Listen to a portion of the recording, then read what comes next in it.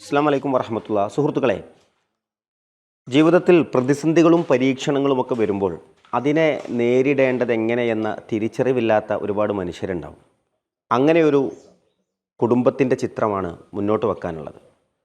കുടുംബത്തിൽ പിറന്ന മകൻ ഓട്ടിസം ബാധിച്ചതിൻ്റെ പേരിൽ ആ പെണ്ണിനെയും ആ കുഞ്ഞിനെയും ഉപേക്ഷിച്ച് കടന്നുപോയ ഒരു മനുഷ്യൻ, അതോടുകൂടെ വിധവയായി തീർന്ന, ഇപ്പോൾ 20 വയസ്സ് പ്രായമുള്ള ആ കുഞ്ഞിനെയുമായി സ്വന്തമായി വീടില്ലാതെ ജീവിക്കാൻ പ്രയാസം അനുഭവിക്കുന്ന ഒരു കുടുംബത്തിൻ്റെ കഥയാണിത്. സ്വാഭാവികമായിട്ടും സർക്കാർ സംവിധാനങ്ങളിൽ നിന്നും മറ്റുമൊക്കെയായി വീടിൻ്റെ ആദ്യ പ്രവർത്തനങ്ങൾ തുടങ്ങി ഏതാണ്ട് മുന്നോട്ട് പോയിട്ടുണ്ട്. താമസിക്കാനുള്ള ഒരവസ്ഥയിലേക്ക് ആ വീടെത്തിക്കാൻ അവിടെ വാതിലും ജനലും അതുപോലെ തന്നെ കിച്ചൺ, അതുമായി ബന്ധപ്പെട്ട പ്രവർത്തനങ്ങൾ, അതെല്ലാം നമുക്ക് പൂർത്തീകരിക്കാൻ വേണ്ടിയുള്ള ഒരു പണം ഓട്ടിസം ബാധിച്ച വിധവയായ ഒരു ഉമ്മയും ആ കുഞ്ഞുമൊക്കെയുള്ള ആ ഒരു കുടുംബത്തിന് സമാധാനത്തോടുകൂടെ അന്തി ഉറങ്ങാൻ കഴിയും.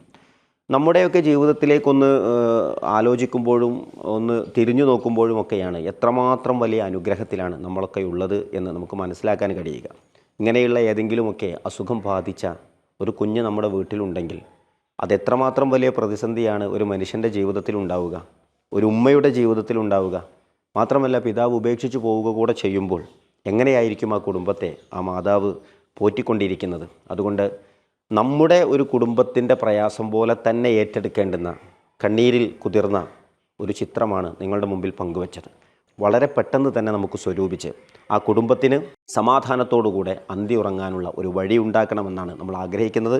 ആ കുഞ്ഞിനെ സംബന്ധിച്ചിടത്തോളം പുറത്തിറങ്ങിപ്പോയാൽ എങ്ങോട്ട് പോയി, എവിടെ പോയി എന്നുള്ള ചിത്രം പോലും കിട്ടാതെ വളരെയധികം പ്രയാസം അനുഭവിക്കുന്ന ഒരു കുടുംബമാണത്. അപ്പോൾ അടച്ചുറപ്പുള്ള ഒരു നല്ല വീട്ടിലേക്ക് അവർക്ക് മാറി താമസിക്കാൻ കഴിയണം. നിങ്ങളുടെ എല്ലാവരുടെയും സഹകരണങ്ങൾ ഉണ്ടാകണം. ഒരു 3 ലക്ഷം രൂപയുടെ മാത്രം പണത്തിൻ്റെ കുറവാണ് നമ്മുടെ മുമ്പിലുള്ളത്.